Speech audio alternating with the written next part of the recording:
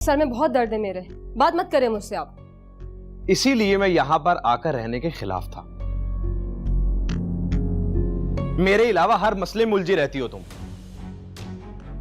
आपके कौन से मसले मसाइल हैं? हाँ, आपको तो सब कुछ बैठे बिठाए मिल जाता है। और क्या करूं आपके लिए, बताएं क्या करूं? तुम कुछ मत करो मेरे लिए, बल्कि किसी के लिए भी कुछ मत करो। बस ये लड़ना छोड़ो।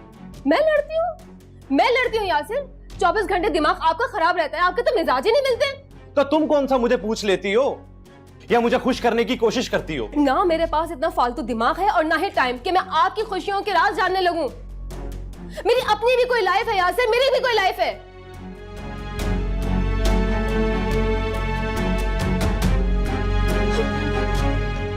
बस